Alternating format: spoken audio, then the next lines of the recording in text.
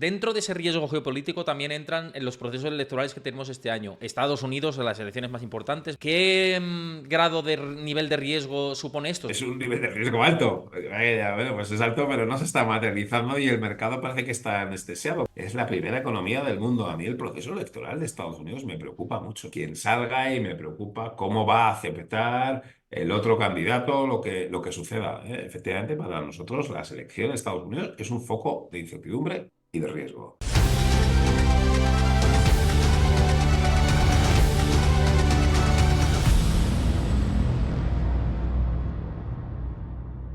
Antes de ver el vídeo al completo, recuerda darle a like, suscríbete a mi canal si te gusta este contenido y déjame tu comentario, que lo estoy esperando. Y por aquí con todos nosotros, lo decía antes, David Cano, con muchísimas ganas de charlar contigo de nuevo de economía, de mercados, de toda la actualidad que no para estos días. Y siempre es un placer contar con tu opinión, que además en muchos casos también es contraria a otras visiones y siempre hay que equilibrar la balanza. Y me gusta equilibrar la balanza. Así que un placer tenerte por aquí como siempre. Nada, muchísimas gracias por la invitación y enhorabuena por esas buenas noticias personales tuyas. Muchas gracias. Bueno, para quien se esté conectando y también quienes vea esto en diferido por las buenas noticias, se refiere a que, bueno, si todo va bien voy a ser papá. O sea, que para que lo sepáis también los que lo veáis desde YouTube, pues esas son las noticias que he dado en directo ayer, hoy que me han felicitado por aquí por el chat en directo también. Y bueno, pues como también me debo a la audiencia que me ve en diferido, lo pongo en contexto, como este vídeo lo sacamos para YouTube, pues eso, que tengo buenas noticias, que no todo es, no todo es negativo en el plano personal ni en el plano profesional, sino que hay buenas noticias y cuando hay buenas noticias también se comparten. Pero dicho esto, hemos tenido hoy dato de empleo en Estados Unidos. Esta semana era donde estaba el foco, ¿no? El dato de empleo de Estados Unidos y también pues otras novedades que luego comentaremos en el terreno geopolítico que han podido enturbiar un poco la situación de mercado, pero recordemos que Wall Street venía de un atracón alcista realmente espectacular, ¿no? Luego pondremos en contexto todo esto. Pero dato de empleo, 303.000 nóminas no agrícolas, se esperaban 200 y pico mil, 100.000 más de lo que se esperaba. Es el cuarto o quinto mes, ya no lo sé, con 100.000 nóminas más de lo esperado. Luego se hacen reajustes meses después y se recortan esas 100.000, que es muy llamativo todo esto lo que está pasando. Y luego, que es un dato muy fuerte, esta es la realidad, pero luego hemos tenido dato de que hay más temporalidad de empleo, que está aumentando mucho y de manera masiva la temporalidad del empleo en Estados Unidos. ¿Cómo ves este dato? Evidentemente da mucho soporte al mercado laboral norteamericano, pero ¿cómo lees la evolución del mercado laboral en general en Estados Unidos? Bueno, yo creo que en el mercado laboral la valoración es muy positiva. La economía de Estados Unidos no solo no se desacelera, sino que incluso se reacelera. Y desde luego todo apunta a que va a ser capaz de crecer a una tasa del 2%. Que es verdad que nos gustaría que el crecimiento fuera superior, que fuera más en la zona del 2,5 o del 3%. Pero si tenemos en cuenta el tiempo acumulado de expansión, más todas las perturbaciones negativas que ha experimentado la economía de Estados Unidos y que lo razonable hubiera sido que este país hubiera entrado en recesión o al menos en una desaceleración intensa, como digo, todas las noticias que proceden, perdón, desde Estados Unidos son claramente favorables. Que pueda haber un poco más de temporalidad o no en el empleo, bueno, yo creo que estas son las cosas que tendremos que ir analizando. Si acaso nos tenemos que olvidar aquello con lo del trabajo para siempre, toda la vida en la misma empresa. Las economías, a medida que están desarrollando, a la medida que está desarrollando el sector servicio, que está desarrollando la tecnología, bueno, lo que se está demandando es ser mucho más flexible y desde luego tener trabajos mucho más temporales. Y uno puede ir encadenando trabajos temporales, pero no por ello tener una precariedad en el mercado laboral, ¿no? Yo creo que sí que sería importante distinguir precariedad, podríamos decir algo que está mal pagado. Desde luego que sea temporal no necesariamente es precario, simplemente es flexible y es lo que nos está pidiendo cada vez más la economía. La contrapartida, además, en la que yo sí me fijaría también, tiene que ver al final con los salarios, ¿no? Y los salarios también están creciendo. Esto permite pensar que el consumo de las familias va a seguir siendo dinámico. En definitiva, dato tras dato, lo que estamos observando es que la economía de Estados Unidos, desde luego, resiste. Vamos, sorprende, en 2023 sorprendió mucho, 2024 va por esa misma dinámica. Yo con precariedad me refería no tanto a que tengas un trabajo que sea 6 meses y luego te enganches Ujú. con otro, sino que hay muchos empleados en Estados Unidos que tienen que recurrir a 2 o 3 o más incluso trabajos, lo normal es entre 2 y 3, el promedio ahora de mucha clase trabajadora norteamericana, cuando antes no era así. Entonces, por eso me refiero, ¿no? No Mm. quizás me he expresado mal, pero por matizar, me refiero a que hay peor calidad en el mercado laboral, no hay tanto tiempo completo, ya incluso temporalidades sí, bueno, contratos de 6 meses, de 3 meses, eso es lo de menos. Lo importante yo creo es que hay gran cantidad de trabajadores que están dependiendo de 2 y más empleos, ¿no? Y eso es lo que a mí me digo, sí, está aguantando el mercado laboral, evidentemente. Sí, obviamente la economía de Estados Unidos se está expandiendo unos múltiplos muy interesantes y que jamás lo habíamos pensado esto el año pasado. Acuérdate de la banca regional y todo lo que dijimos, que igual podíamos encontrar una desaceleración en ¿Verdad? Estados Unidos y no ha sido así, pero que se está aguantando esto a costa de trabajos o múltiples trabajos, multitrabajos, no sé cómo decirlo, un poco así, ¿no? Aún así, mucha solidez, ¿no? Yo simplemente por matizar lo que decía con respecto al mercado laboral, pero indudablemente sí que hay fortaleza, ¿no? Indudablemente. Pero te quiero indagar en otra cosa que va muy relacionado con la situación del mercado laboral. Ya sabes que la Reserva Federal pone el foco, uno, control de precios, inflación. La inflación luego comentamos más detenidamente. Y dos, situación del mercado laboral. El mercado laboral estamos diciendo que no se viene abajo, ¿no? Y si nos fijamos incluso en las solicitudes iniciales de desempleo, se mantienen por encima de las 200.000, terreno más que favorable y estable para la institución monetaria de Estados Unidos. Pero viendo esta solidez del mercado laboral precisamente, la Fed igual dice, cuidado, que no bajo tipos tan pronto como Ujú. os estáis pensando. Exacto. Es el cambio que estamos asistiendo a los mercados financieros, yo diría que desde el principio del año. Porque yo creo que coincidió el final del pasado ejercicio con el momento de máximo descuento de recortes por parte de los mercados. Yo creo que a final de diciembre del 23 el mercado llegaba a descontar 5 o 6 bajadas en este 2024 que parecía excesivo. Ahora mismo no tiene ni tres. La tercera asigno Está no, en no dudas. es una probabilidad elevada. Hmm. Y ahora mismo asigna menos de un 50% de probabilidad a que incluso empiece el recorte en junio. Por tanto, sí, claramente este es el elemento que más está cambiando en los mercados financieros en lo que llevamos de 2004. Una clara reducción de las expectativas de recorte de tipos de interés por parte de la Reserva Federal de Estados Unidos. Lo que sucede es que tal vez está motivado por un factor positivo, porque el ciclo está aguantando. Ujú. No tanto porque está habiendo un repunte en la inflación, o dicho de otra forma, lo que generó muchísimo ruido en los mercados financieros a final del 21 y sobre todo en el 2022 era el temor a que los bancos centrales tuvieran que subir los tipos de interés, como luego hicieron, debido a una muy fuerte inflación.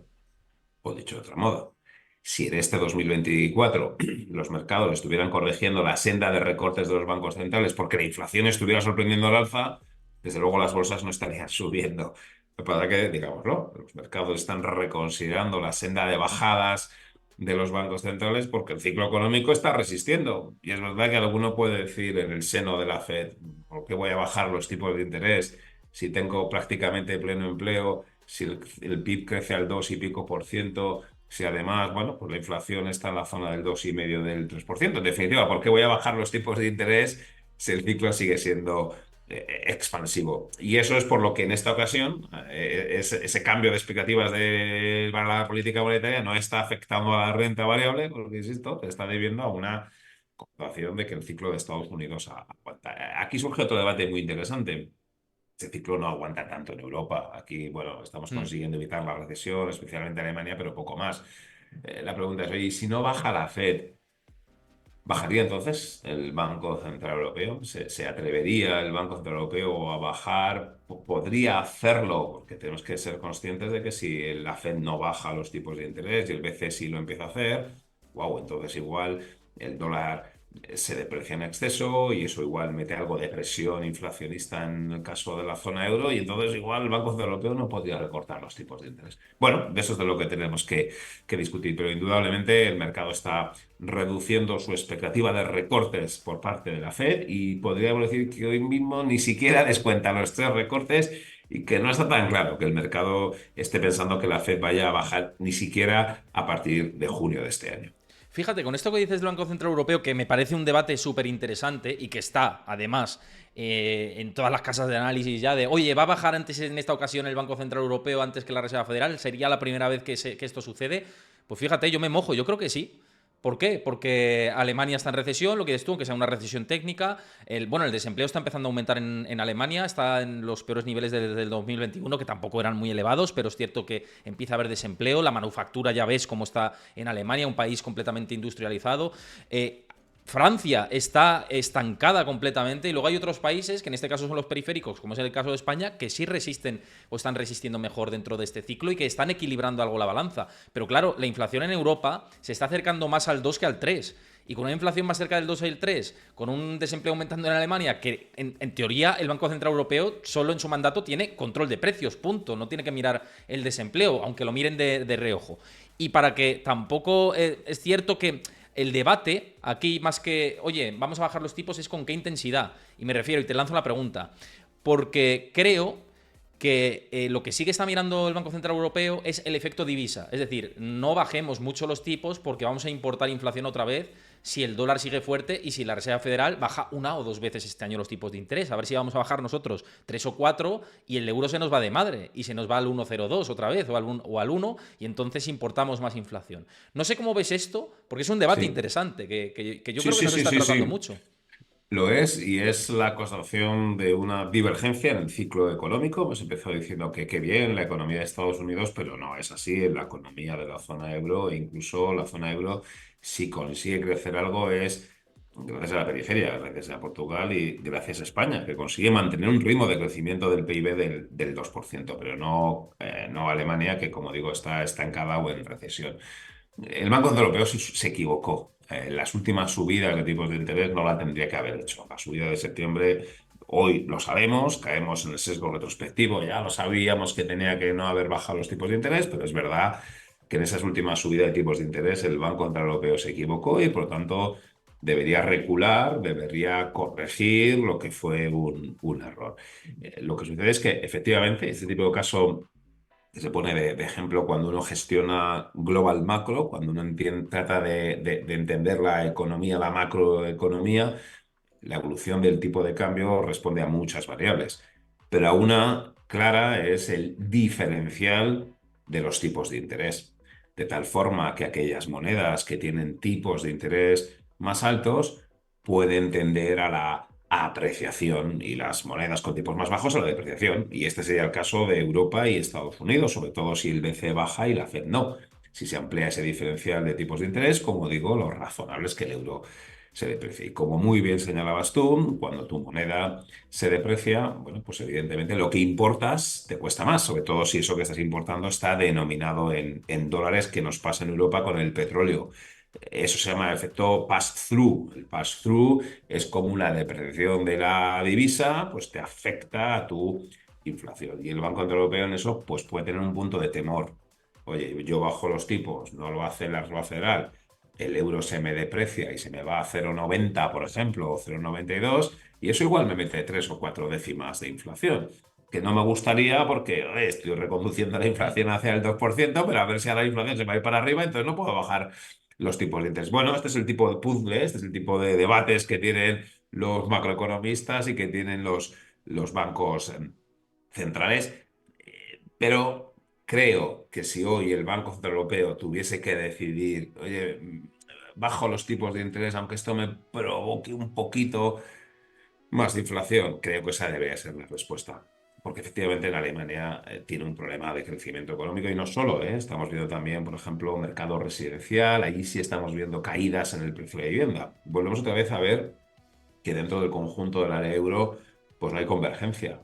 Seguramente una economía como la española no voy a decir que necesita subida de tipos de interés. Desde luego no nos vendría bien desde un punto de vista macroeconómico las rebajas de los tipos de interés. Pero si Alemania las necesita, pues como ya nos sucedió en el año 2002 o 2003, creo recordar, que fue cuando el Banco Central Europeo bajó los tipos de interés, pensando más en Alemania que en la periferia de la zona euro, bueno, pues como digo, ahora lo previsible es que el BCE sí, y que pudiese bajar dos veces aunque la Fed no lo hiciera, pues seguramente sí, que eso provocaría una depreciación una apreciación del euro? Pues seguramente sí, y eso, bueno, pues evidentemente podría tener un efecto diferencial sobre la inflación.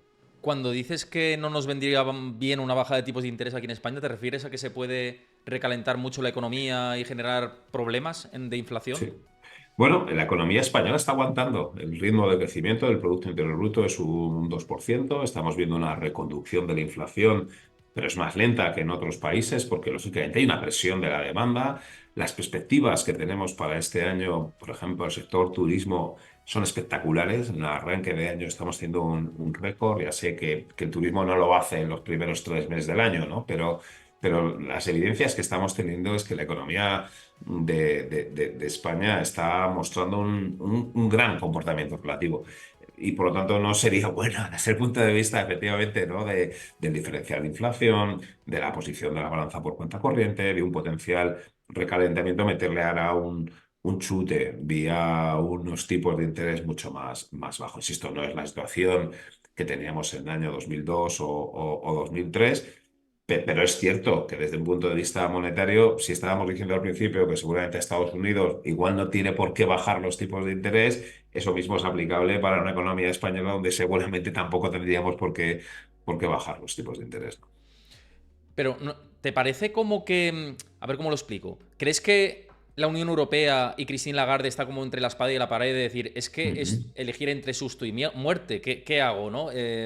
Bajo los tipos, pero puedo recalentar la inflación. Pero es que a la vez está ya algunos países de la zona euro que son locomotoras de Europa sufriendo y que pueden sufrir todavía mucho más. Claro, no tiene recorrido. No le queda Bueno, más, ¿no? eso es lo que pasa cuando no hay una convergencia monetaria o una convergencia nominal entre los países que forman parte de la zona euro. Es difícil para un banco central poner un único tipo de interés si una parte de tu país, vamos a pensar, ¿no? Que la zona euro fuera un país, una parte de tu país necesitaría tipos de interés al 0%, igual es Alemania, y otra parte de tu país, que es España, necesitaría tipos de interés del 5%. Entonces, ¿a quién le hago más caso? Bueno, pues seguramente hacen caso un poco a todos y por eso acabarán bajando los tipos de interés, no tanto como necesitaría la economía alemana y desde luego bajaría los tipos de interés cuando la economía española pues igual no sería necesario. Ahí, claro, la receta de manual de macro es muy clara. Oye, España, si tú vas a tener una política monetaria expansiva, más expansiva de lo que te correspondería, lo que deberías es tener una política fiscal restrictiva. Oye, vía política fiscal compensa esa política monetaria que tienes expansiva. Alemania, si tu política monetaria que te va a imponer el Banco Central Europeo no es lo suficientemente expansiva porque tú necesitarías tipos de interés más bajos, pues complementalo con una política fiscal expansiva. Para eso está, por eso en el diseño de la zona euro la política monetaria es única, solo se puede poner un único tipo de interés para todos, pero la política fiscal sigue estando en manos de cada uno de los países, pero en cierto modo para que sirviera para contrabalancear potenciales fallos de política monetaria, dado que esta es única. Y eso es lo que tendría que hacer cada una de las economías, tener una política fiscal que acompasara la política monetaria, la verdadera posición del ciclo. Y en ese sentido, es posible que en España tendríamos que tener una política fiscal restrictiva y es posible que en Alemania tuvieran que tener una política fiscal expansiva, cuando tal vez esté pasando justamente lo contrario. Aquí seguimos con un déficit público, que bueno, no es elevado, pero seguimos con un déficit público en la zona del 3 y pico por ciento, cuando tal vez lo que habría que aprovechar es el ciclo expansivo actual para ir reconduciendo el déficit público hacia el 0%.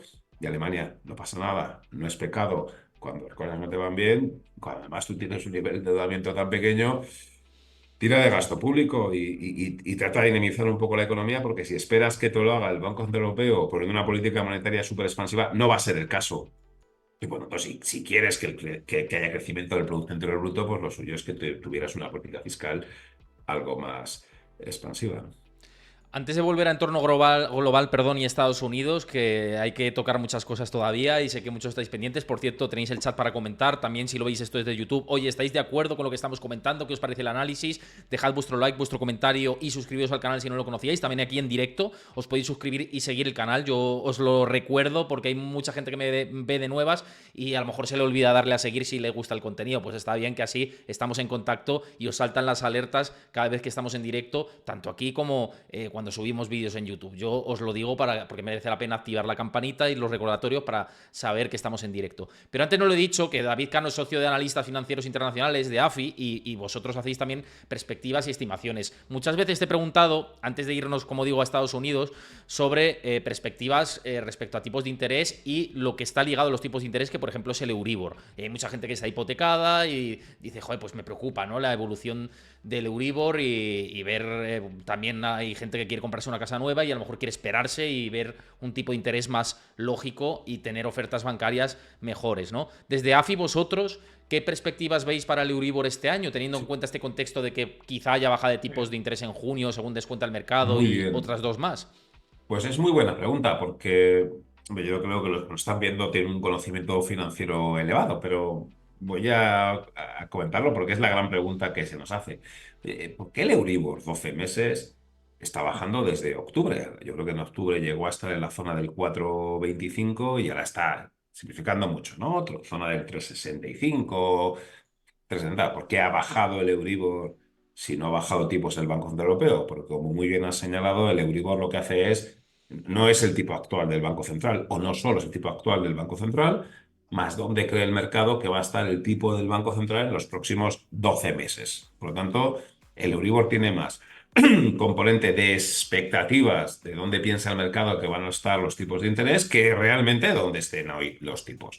Como el mercado está descontando pues, que en los próximos 12 meses el Banco Central Europeo va a poner los tipos de interés en esa zona del 3,25%, 3,25, es por lo que el Euribor está en el 3,65. Por lo tanto, el Euribor ya ha bajado, se ha anticipado a los futuros descensos del Banco Central, o dicho de otra forma.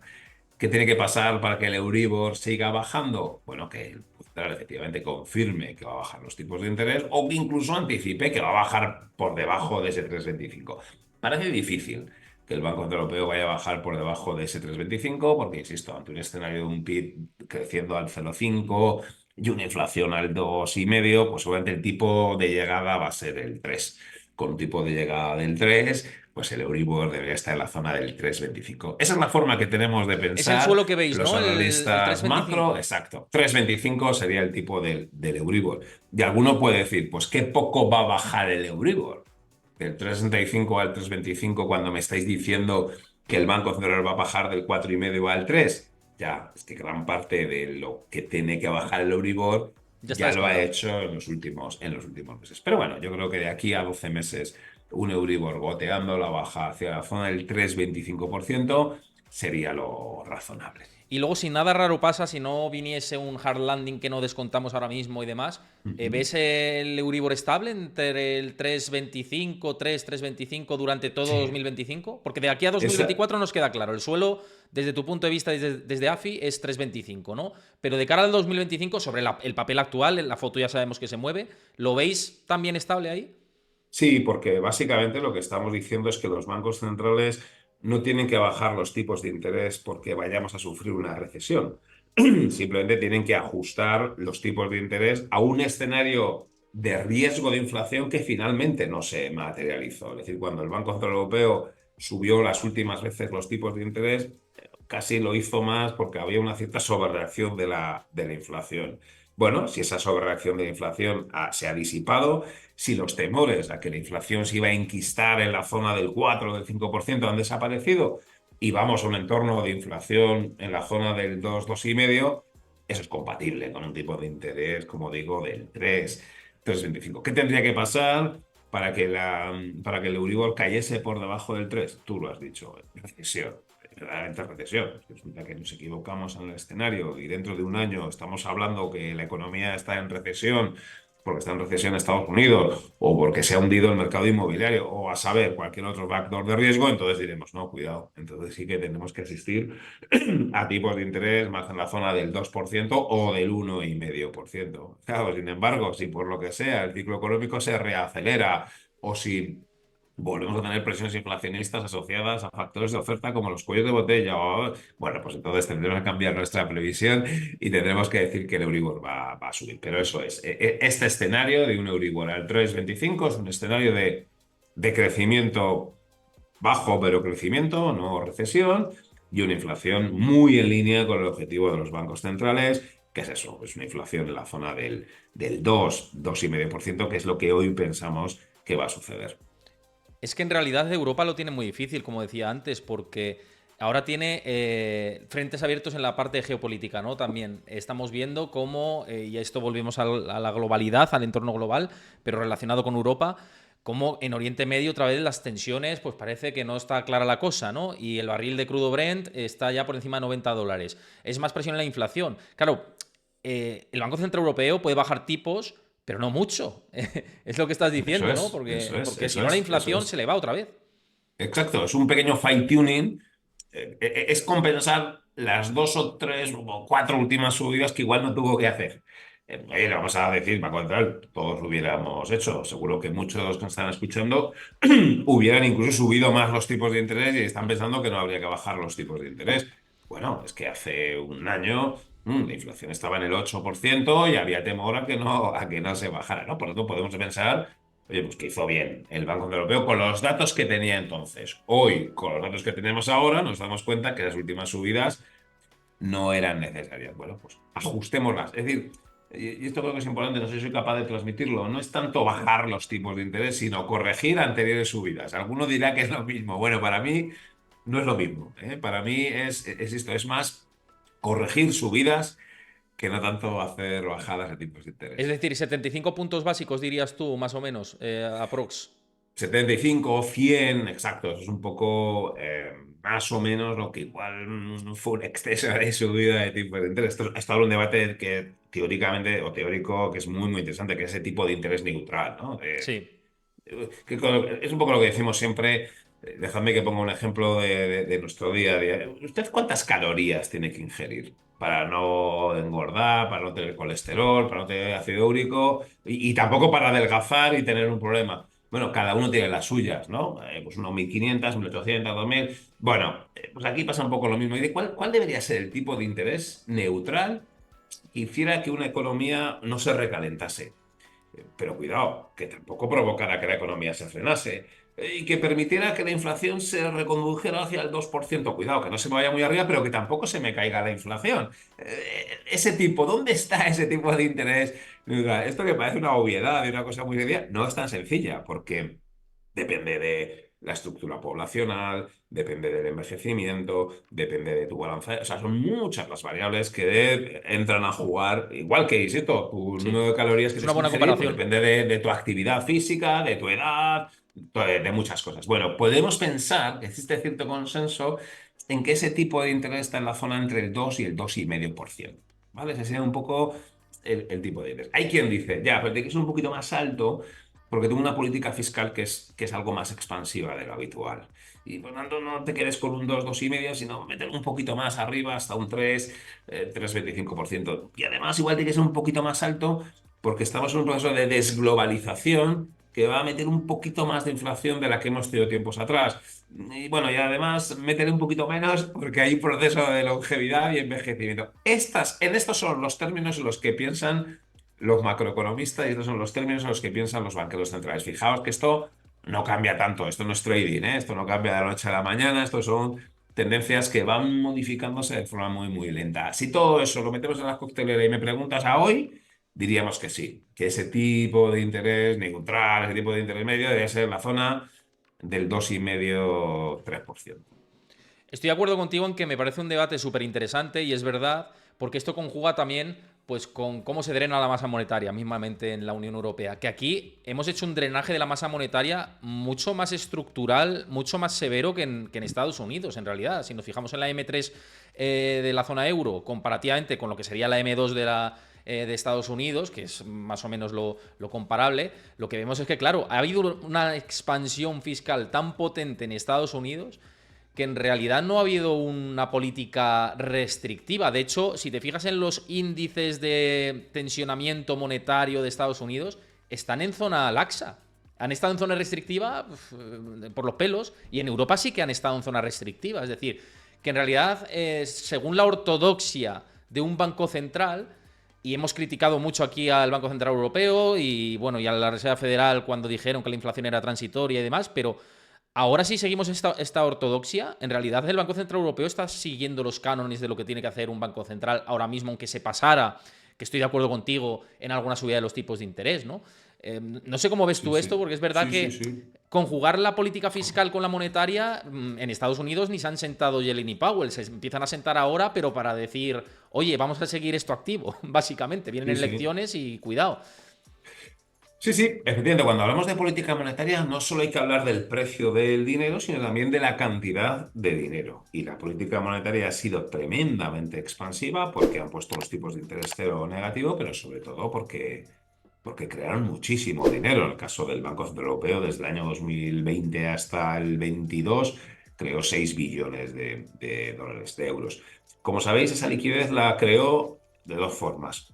Por un lado, comprando bonos emitidos por los estados, que es lo que ha permitido financiar el déficit público, y eso lo siguen teniendo. Es verdad que ya están empezando a... No están vendiendo los bonos y no los van a vender, por eso pensamos que no hay una crisis de deuda, simplemente lo que hacen es que a medida que van venciendo, pues van renovando menos, del orden de unos 30.000 millones. A este ritmo puede ser que les quede cartera de bonos para los próximos 10 años.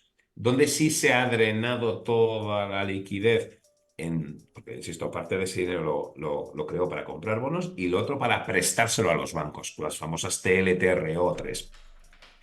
Con eso fueron prácticamente 2 billones de dólares, de euros. Eso prácticamente lo han devuelto todo. Todas esas operaciones de inyección de liquidez que no de capital, es importante señalar lo que hizo el Banco Europeo a las entidades crediticias, prácticamente estas lo han devuelto. ¿Por qué? Porque los bancos con ese dinero, y esto lo hemos comentado aquí, con ese dinero no daban crédito. Con ese dinero lo tenían ahí abandonado. Por eso no tenían que remunerar los depósitos, porque tenían financiación del Banco Europeo a tipos incluso negativos. A medida que los tipos fueron subiendo, el Banco Central ya les animó a devolver ese dinero y además porque vencían. Podemos decir, por lo tanto, está muy bien, la reconducción de la política monetaria no convencional ha sido completa en la parte de inyección de préstamo de liquidez que hizo el Banco Central Europeo a los bancos comerciales.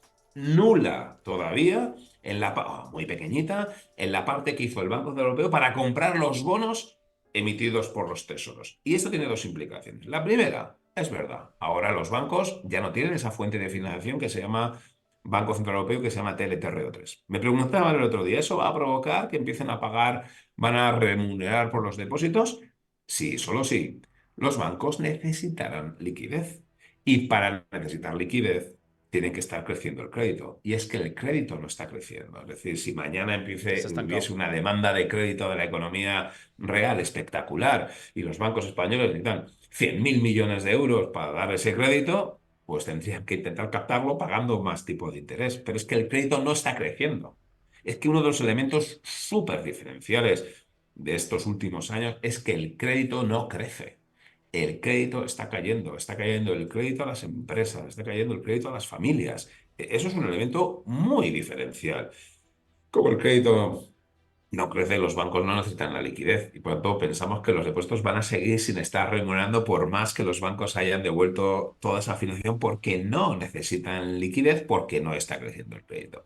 ¿Qué pasa con la política fiscal y qué pasa con esos bonos que tienen los bancos centrales? Pues efectivamente, y tú también lo decías, en Estados Unidos. Ese debate no está abierto porque el Banco Central Europeo lo único que está haciendo es dejar de renovar parcialmente los bonos públicos que le están venciendo. Claro. Yo no sé, este dato no me lo sé exactamente y me voy a aventurar un poco, pero yo creo que el Banco Central Europeo puede tener 400.000 millones de euros de bonos públicos españoles, ¿eh? De un total de 1,5, pues sí, claramente el Banco Central Europeo es el principal tenedor de nuestros bonos. ¿Ha financiado el déficit público el Banco Central Europeo? Sí, y el de Alemania, y el de Italia, y el de Portugal, algo que era pecado, algo que era inimaginable, algo que pensamos que no iba nunca a suceder. Bueno, pues eso ha funcionado o se ha hecho. ¿Van a vender los bancos centrales? ¿Va a vender el Banco Central Europeo su cartera de bonos?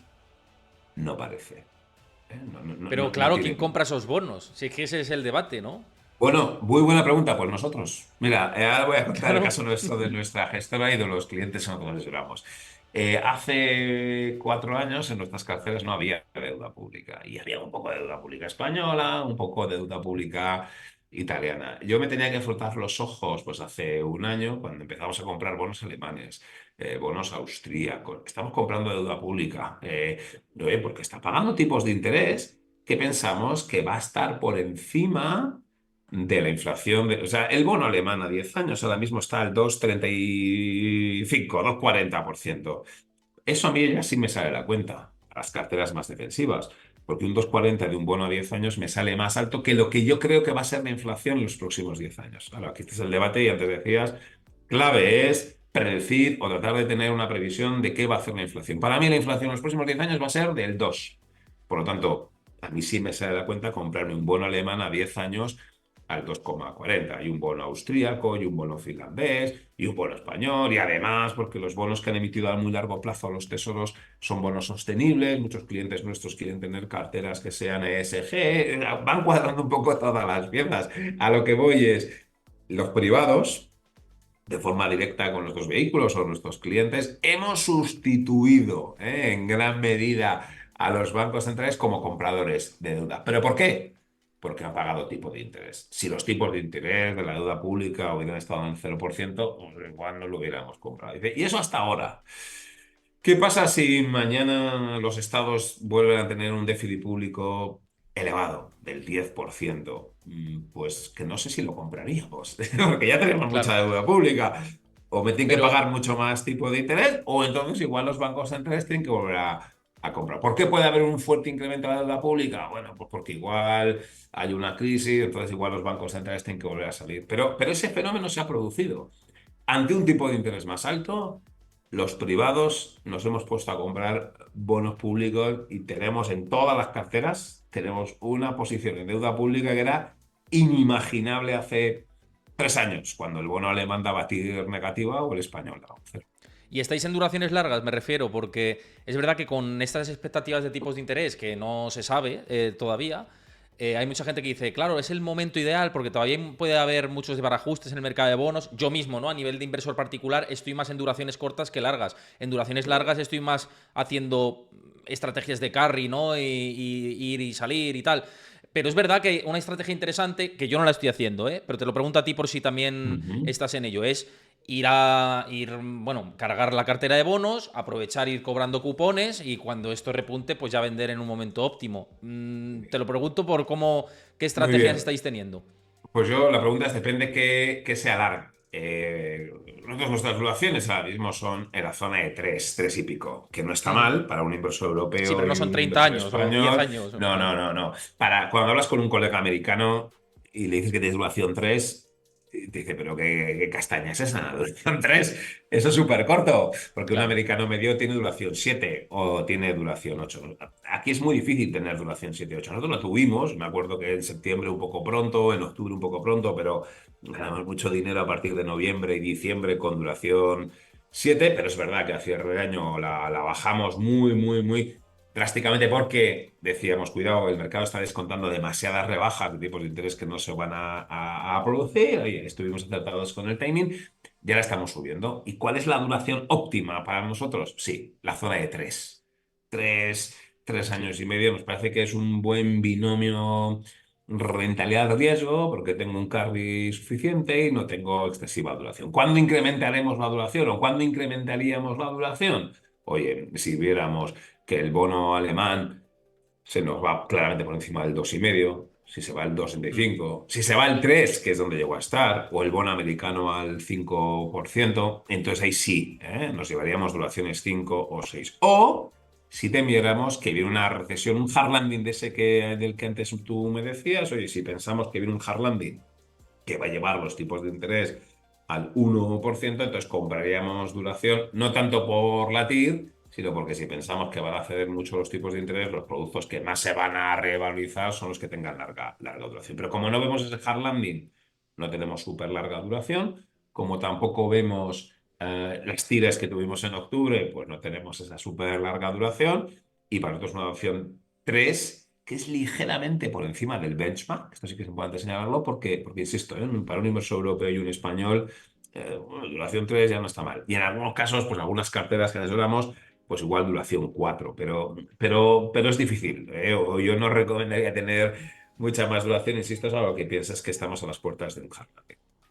Me parece interesante y además que comparto esto, con la renta fija, que yo además he cargado mucho mi cartera personal de renta fija, pero más duración es lo que dices tú. Yo no he llegado ni al 3, fíjate, pero bueno, Ya, cada uno, o sea, bueno, yo sí que me he posicionado a 2, a 1, letras, muchas letras, no letras españolas, ¿no? Letras de todo tipo, ¿no? Hay muchas letras. Todo el mundo dice letras del Tesoro Español, que está muy bien, pero hay letras por ahí que también han estado súper pues mira, nosotros, atractivas. perdona, hemos comprado ayer letras de la Unión Europea. Se Fíjate, están claro. ya habiendo emisiones Mm. supranacionales en ese proceso un poco de mayor consolidación. Y sí, sí, ya hay ¿Y a qué letras de la tires Unión en la Europea que subasta? pagan un poquito más que la subasta, no es exactamente la TIR, perdóname, paga un poquito más que la letra alemana. Está, bueno, Un poco en línea con la percepción de que tiene algo más de riesgo de crédito que la letra alemana. Pues igual fueron un 3,30 o un 3,20 aproximadamente. no, pero muy bien, muy bien. No, no, es que estar joder, hablando de letras al 3 y pico, te lo dicen en Mm. 2016 y dices que se vayan a dar una vuelta. Exacto. Efectivamente, o sea, hoy la inversión en un activo monetario, bueno, pues tengo un atractivo. Bueno, es que acuérdate, hace 3 años en institucional las letras estaban de tipos negativos, tenías que pagar por encima de la par. Tú pagabas 101 y te Total. devolvían 100, ¿no? Bueno, eso Que era eso sí, afortunadamente eso era un cambió. sinsentido, David, pero vamos, o sea, una Bueno, aberración de no, pero cojones. mira, era en ese sentido, pero nosotros, clientes nuestros, decían, bueno, tengo varios millones de euros, no los quiero tener en un banco, busco una protección, estoy pagando por una caja fuerte. O en otros casos, tienes tu benchmark, tienes un fondo de pensiones o tienes una cartera y tienes un benchmark y en tu benchmark te pone que tienes que tener un 30% de deuda pública, punto. Entonces no te queda más remedio que comprarlo, ¿no? Entonces, desde el punto de vista de gestión de carteras, y luego había gente que te compraba un bono eso es, un bono que ibas a cobrar igual 120 de flujo de caja y pagaban 125, es decir, TIR negativa. ¿Y por qué lo compras a 125? Porque espero mañana venderlo a 128, ¿no? Entonces Claro, compraban TIR correcto. Es que es negativa así. porque pensaban que iban a poder venderlo a TIR todavía más negativa al cabo de unas semanas, ¿no? Mínimamente con el boom, ¿no? Que estuvo en negativo mucho tiempo y tal, pues anda que no hubo juegos, ¿no? De ir al Exacto. precio directamente, jugar con el precio. Exacto, eso Claro. es, eso Eh, es. Que esto es una cosa, estamos hablando mucho de renta fija, la gente es sí, más sí, bolsera, le demasiado gusta denso más, igual para la gente, ¿eh? pero a mí me gustaría que se animaran en la renta Sí. fija y no estamos usando una palabrita que es un strip. Uno se puede comprar un strip Mm. de un bono público español con un vencimiento 2050 o 2060. Eso tiene una volatilidad, eso tiene una variación en precio del más menos 40, del más menos 50%. ¿Eh? Yo ahí animar a que la gente mire también strips, estos productos que escoges el bono con cupones y le quitas los cupones y te quedas, bueno, pues un solo cupón, te quedas con instrumentos cupón cero. Esto tiene una volatilidad. Claro, esto es puro, esto es qué va a hacer el tipo de interés. Aquí el activo subyacente es qué va a hacer el tipo de interés, pero esto tiene mucha más volatilidad y bueno, a mí me parece muy atractivo porque está muy vinculado a la macroeconomía, ¿no? Sí, bueno, ya cerrando el capítulo de la renta fija, mucha gente sí que conoce los tips americanos, que son los bonos ligados a la Ujú. inflación. Los strips no es eso, básicamente, pero sí que son productos ligados a la renta fija que se puede jugar con ellos. Lo que pasa es que necesitas tener un conocimiento un poquito Sí, más eso avezado, es. en Pero yo tema animaría, ¿no? A macroeconomía. gente que se ponga a mirarlo, porque bueno, tienes que darle unas horas al estudio, pero es muy atractivo. Yo creo que además te sirve para encajar muy bien las piezas.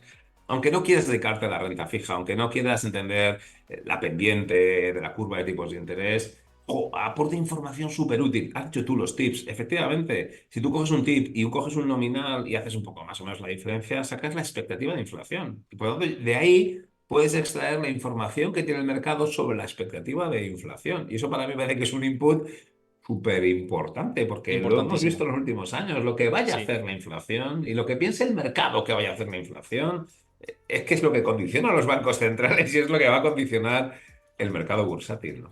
Mira, lo que nos dice nuestro amigo Bull Stocks aquí en directo, dice, yo invertiría en notas del tesoro si pudiese apalancarme en el repo como los hedge funds. Ja, ja, ja, pone.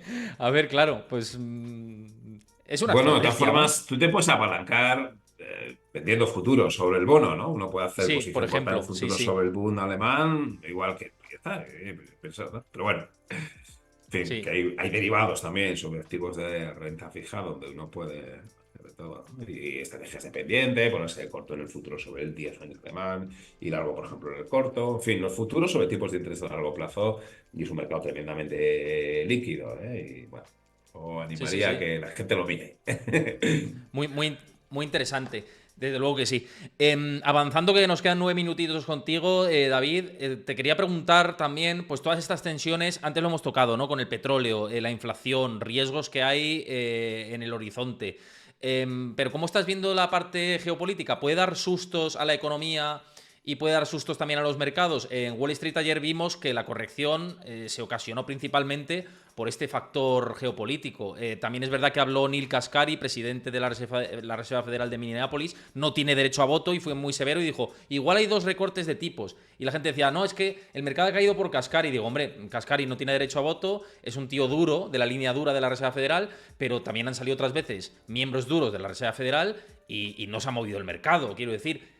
¿Que ha sumado negativamente? Sí, yo hacía la comparativa en mi comunidad de Discord, que aprovecho para que os unáis, que ahí pues estamos en debates constantes, información en tiempo real y demás.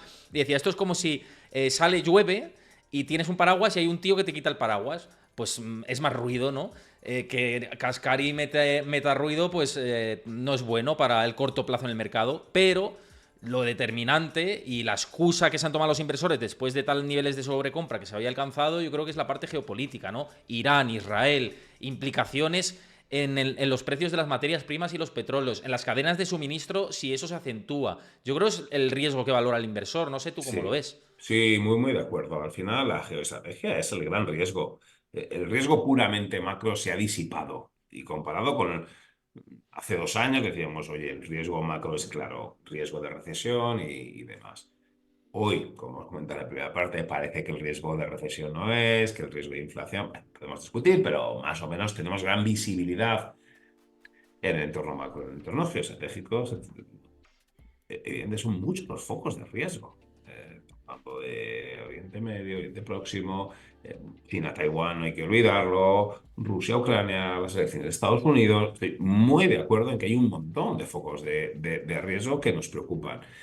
Que por lo que sea, en los últimos 6 meses el mercado no ha atendido a esos focos de riesgo. Bueno, pues no sé cuál ha sido el motivo por el que no los ha atendido, pero para mí sí, creo que el principal factor de riesgo para el ciclo económico en los próximos 6 meses, evidentemente, es que el riesgo geoestratégico se ponga muy, muy, muy feo. El problema es que muchas veces dicen, bueno, pero ¿quién es un experto en riesgo geoestratégico? Tienen que ser los economistas, los políticos, los estadistas, los militares. Oye, pero ¿quién verdaderamente supo anticipar bien el riesgo geoestratégico? Aquí hemos fallado todos, hemos fallado los Sí. economistas, pero yo creo que todo el mundo falla y es muy difícil poder hacer buenas predicciones sobre lo que va a pasar con el riesgo geoestratégico. Y algunos dicen, bueno, pues efectivamente, yo pienso que va a haber riesgo geoestratégico. ¿Cómo posiciono mi cartera ante un riesgo geoestratégico? Claro, es que es muy difícil.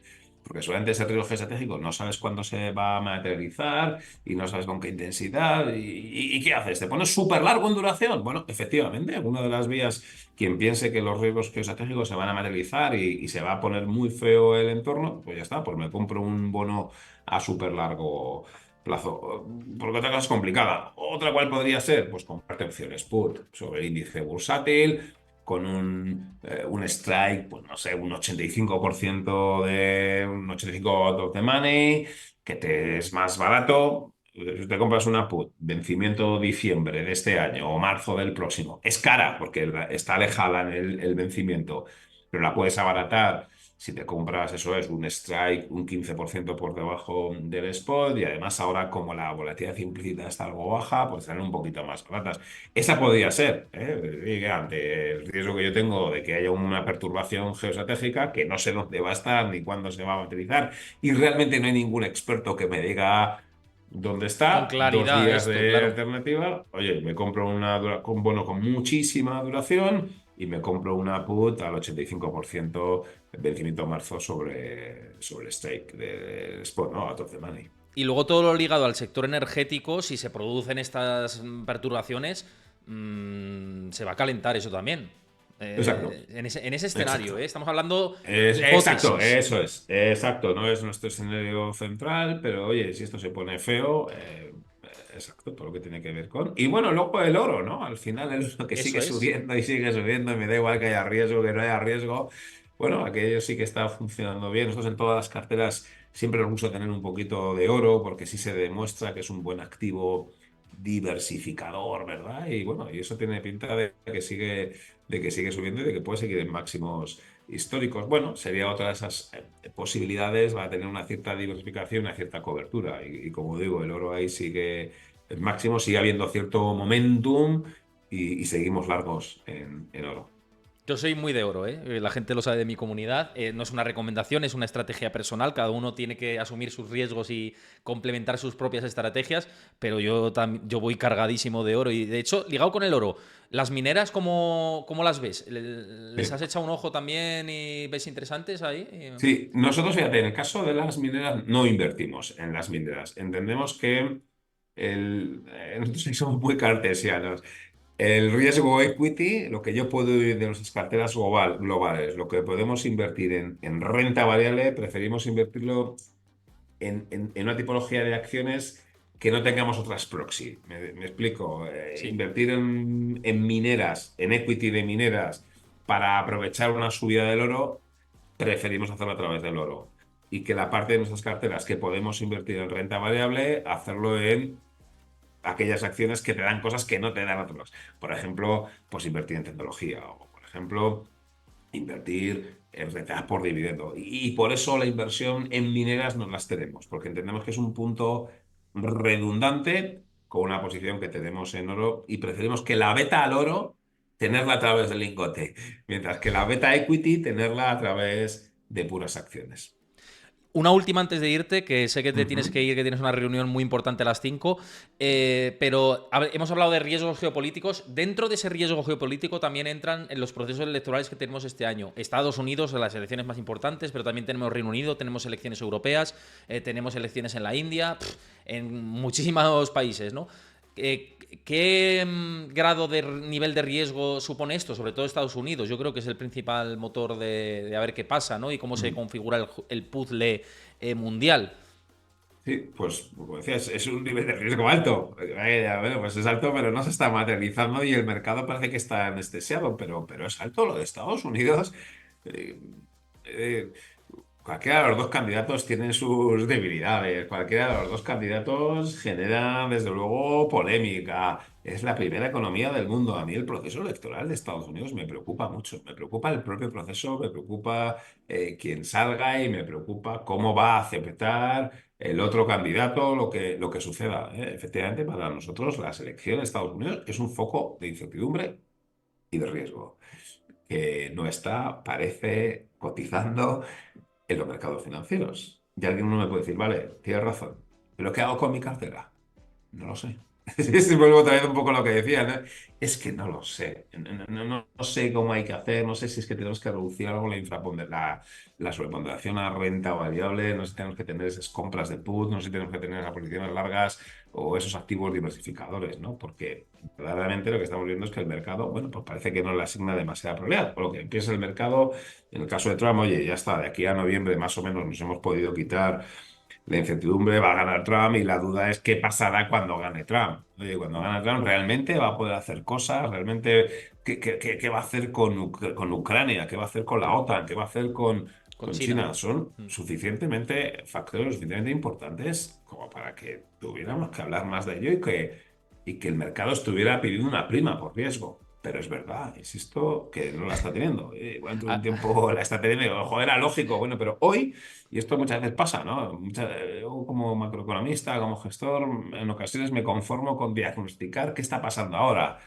Preguntarme, intentar acertar qué va a pasar, ¿no? Es como cuando vas al médico y te hace el análisis y digo, "Oye, ¿cómo estoy? Pues esto. No, doctor, me dice, ¿qué voy a tener dentro de un año? Yo sé cómo va a estar dentro de un año. No sé si dentro de un año usted va a tener colesterol o no, va a depender de lo que haga durante por eso hay que este barajar proceso. escenarios y es tan importante lo que estamos hablando. Diciendo, Exacto. esta es la Y foto de oye, ahora y y ser estas son las hábil y ser posibles fotos. ágil. Exacto. Y lo que hoy vale mañana no vale y pasado Claro. vuelve a hacer lo mismo. Bueno, esto es lo atractivo de este trabajo, ¿no? En ocasiones las cosas pues te cambian de la noche a la mañana, ¿no? Exactamente. Pues oye, David, muchísimas gracias por pasarte por aquí. Siempre es un lujo contar contigo. Espero verte pronto. A los que lo habéis visto también, tanto desde aquí como los que lo veis en YouTube, dejadme vuestros comentarios, como he dicho antes, que os ha parecido la charla. Si queréis que vuelva pronto David, también me interesa saber. El perfil de David también siempre es muy interesante. Dejad vuestro like, suscribiros al canal y un placer. David, no te entretengo más. Un abrazo muy grande. Muchísimas gracias, encantado. Hasta la próxima. Gracias a todos. Chao. Hasta la próxima.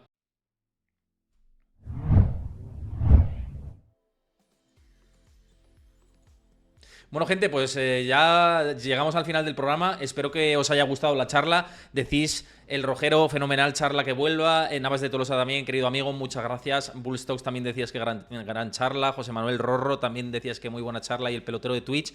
Y el enanito del bosque también, que decías que muy bien todo. O sea, que os ha gustado. Y a Paz también. Peggy Jarro también dices que si podría hacer un vídeo de cómo comprar bonos alemanes. Podemos hacer un vídeo de cómo invertir en renta fija. Yo lo hago, ya lo sabéis. Os lo cuento los lunes, ¿no? Cómo entro en renta fija y la plataforma que utilizo siempre para invertir en este tipo de activos, ¿no? Así que si queréis el lunes también vemos todo esto. De hecho, aprovecho para contaros cómo va a ser un poco la parrilla de la próxima semana, que la semana que viene muy intensa. Viene muy intensa. Esto no para. Esto no para. Y de hecho, ya os digo, la semana que viene, dejadme un momentito que miro el calendario, va a ser muy interesante. A nivel canal, va a venir muchos perfiles y vais a flipar. Y os cuento la parrilla para que lo sepáis y no os desconectéis y os vayáis, porque es muy interesante. Por cierto, antes de esto, una vez más, muchas gracias a todas las felicitaciones al principio del programa por mi noticia personal. Y lo dejamos ahí, porque no me ha dado tiempo a dar las gracias a todos y muchos os habéis conectado y vuelvo a agradeceros a los que lo habéis dicho a lo largo del programa. Semana que viene. El lunes, como siempre, ya lo sabéis, tenemos las claves de la semana. Dame un segundito, espera un momentito, que tengo que contestar aquí. Un momentito, que tengo que contestar una cosa importante, pero ya estoy. Y os digo la parrilla enseguida. Es que cosas del directo, ¿eh? Y cerrando aquí, cerrando el programa, ¿no? Pero cosas del directo. Pero la semana que viene es que es súper intensa. A ver, un momentito, que no quiero dejarme esto. Un momento, ¿eh?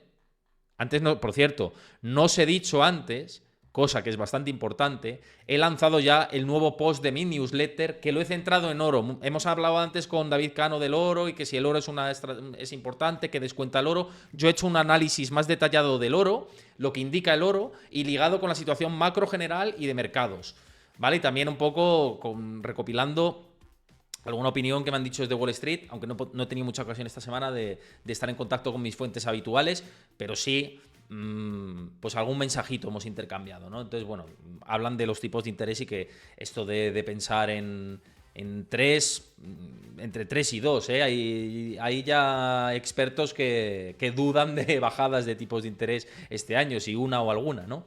Pero bueno, en fin, lunes. Vamos al calendario de la próxima semana. Lunes, las claves de la semana, como siempre todo el análisis dedicado de la semana. Y vamos a tener una novedad en estas claves de la semana. Va a acompañarme para analizar la primera clave Antón Díez, que es el Country Manager de Trade Republic, ¿vale? Y me va a acompañar para hablar conmigo sobre una de las claves más importantes de la semana, que lo veréis la próxima semana. Entonces, va a ser un formato más dinámico. Cada 15 días va a estar conmigo también en las claves de la semana para repasar una de las claves.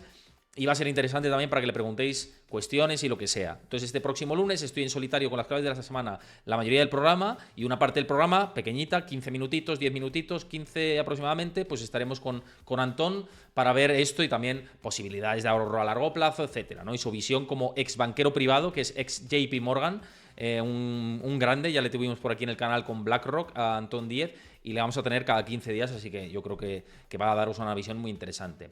Pero el martes vamos a tener de nuevo debate sobre inversión en Bitcoin y estrategias para invertir en Bitcoin y situación cripto y bueno, todo esto lo ligado al entorno blockchain, cripto y formación y debate amplio. Y va a venir Gael Sánchez Smith, Álvaro de María y José Antonio Bravo. Los tres van a estar en el canal el próximo martes. Y va a ser a las 6 de la tarde, hora española. El lunes a las 5 de la tarde, que no he dicho antes el horario. Entonces, interesante esta parte de este debate que vamos a tener el próximo martes. El miércoles Vamos a tener charla a las 6 de la tarde, hora española, con John Economist, que vuelve al canal, y muy interesante también todo lo que nos comente. Siempre fabuloso contar con John por aquí en el programa. Y ya el jueves, especial del Banco Central Europeo. Estoy cerrando invitados todavía, pero va a venir Luis Francisco Ruiz, va a venir también Gustavo Martínez y seguramente algún otro experto más a ese especial del Banco Central Europeo. Y después del especial del Banco Central Europeo, a las 5 de la tarde, charla con Pablo Gil. De 5 a 6 de la tarde estaremos con Pablo Gil charlando. Eso va a ser la semana que viene, va a ser de lunes a jueves, porque el viernes tengo el evento de Asturias, que de nuevo, una vez más, estáis todavía en tiempo de adquirir vuestras entradas para el evento de Asturias. Os lo pasé por mi comunidad de Discord. Avisando que pues toda la posibilidad que había dentro de este evento. Van a ser el próximo 12, 13 y 14 de este mes de abril, el próximo viernes, sábado y domingo en Avilés. Y tenéis descuento conmigo en este evento. Con el código Héctor Chamizo podéis adquirir, tenéis descuento en todos los paquetes del evento. Porque hay entrada más alojamiento, solo entradas para algún día, tal. Así que merece mucho la pena si queréis venir. Va a haber un networking de la leche, va a haber ponentes además de yo. Va a estar también John Economist, va a estar Pablo Gil, va a estar Daniel Lacalle. Van a estar un montón de perfiles financieros ligados al mundo cripto. Pues Roberto Sanz, Sergio Cripto. Mucha gente que ha pasado por aquí por el canal y Javi Sanz, bueno, mucha gente va a estar en este evento que merece mucho la pena. Vamos a hacer un networking de la leche, unas jornadas fabulosas y oye, es un fin de semana, echáis un fin de semana, hay veces que nos vamos a la sierra, nos vamos no sé dónde, pues en Avilés se va a cocer ahí un fin de financiero espectacular y encima tenéis un 10% de descuento para poder venir a ese evento con mi código, así que lo sepáis. Bueno, lo dicho, lo que os he dicho antes de la newsletter, os pasa Chris por el chat el enlace para que podáis leer la última newsletter y que os podáis registrar con vuestro correo electrónico si no recibís la newsletter. La enviamos todos los viernes, pero también en algunos programas particulares. Lanzamos esta newsletter para recordar que estamos en directo en Twitch analizando. Esta semana pues la lanzamos el lunes y la lanzamos el jueves también. Y bueno, pues así estamos linkados todos. Creo que estamos ya 1.300 personas registrados en la newsletter, así que vamos a ver si la hacemos crecer y si recomendáis estos posts que escribo. Si os gusta, de hecho, este último post, agradezco que dejéis vuestro like ahí para decir, oye, Héctor, tal, me ha gustado mucho esto que has dicho del oro, tal, no sé qué, no sé cuántos. Yo lo agradezco. En fin, no me entretengo más. Espero que paséis muy buen fin de semana a todos. Os mando un abrazo enorme. Muchísimas gracias de verdad por vuestra empatía conmigo, por alegraros por mi felicidad, porque estoy muy contento, ya lo sabéis, y pues se alegra mucho todos los mensajes de apoyo. Me parece que he recibido como 270 correos privados o mensajes directos en Instagram felicitándome por la noticia, 160 en Twitter, aquí muchísima gente, de verdad. Tengo una comunidad que no me la merezco, así que muchísimas gracias por vuestro apoyo y muchísimas gracias por mostrar vuestra alegría ante una noticia que me hace a mí y a Chris nos hace tan plenamente felices. Así que os deseo, igual que vosotros me deseáis toda la alegría del mundo y toda la felicidad, os deseo un fin de semana espectacular a todos, que lo paséis muy bien y que el lunes, estamos aquí al pie del cañón a las 5 de la tarde para comentar toda la actualidad. Muchas gracias de Triguero V por tu suscripción también. Un abrazo grande a todos, buen fin de semana, coged pilas que la semana que viene, viene intensísima. Chao, un abrazo a todos. Buen fin de semana.